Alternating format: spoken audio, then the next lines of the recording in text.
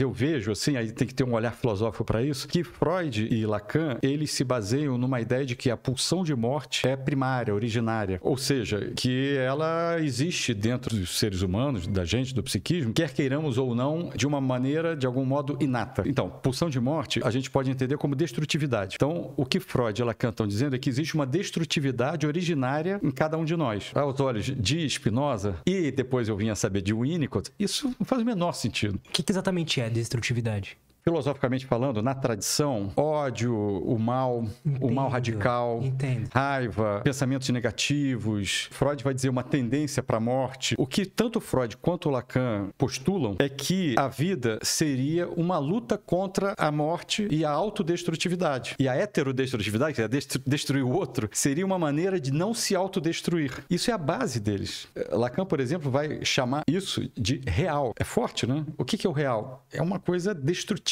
E o que é a vida, tanto para Freud quanto Lacan? É lutar contra isso. Então a vida seria uma luta contra uma pulsão de destrutividade interna, porque o próprio real é autodestrutivo, por conseguinte, é autodestrutivo. Para Spinoza não faz sentido, e a vantagem de Winnicott é que ele observou que não faz sentido observando bebês. Freud, neurologista, Lacan, psiquiatra. Enquanto que Winnicott era um pediatra, e ele não tinha nenhuma relação com a filosofia. Então ele, enquanto pediatra, observando mães grávidas, gestação, partos, recém-nascidos, crianças pequenas, ele viu que não tem como ter essa destrutividade inata, não faz o menor sentido. A destrutividade, ela é uma resposta ao mundo, ou seja, uma resposta ao ambiente. Isto é, ela é reativa. Se ela é reativa, ela não é originária. Ela é uma resposta, justamente, é uma reação. Mas isso, por incrível que pareça, muda tudo. Porque é o alicerce, o pilar. Se a gente pensar em um pilar, esse é o pilar de toda uma compreensão de mundo e, portanto, também de uma compreensão do psiquismo humano, inclusive do psiquismo humano adoecido, que muda tudo. Porque uma coisa é você pensar uma terapêutica, considerando que o melhor que se pode fazer é fugir de uma destrutividade que é inelutável. Não tem como lutar contra essa destrutividade, porque ela é natural, ela é inata. Outra coisa é você saber que ela é uma resposta e que, portanto, por mais que alguém esteja deprimido, triste, destrutivo, com ódio, a potência dele interna não é essa. A potência dele é da saúde, da expansão. Então a terapêutica muda.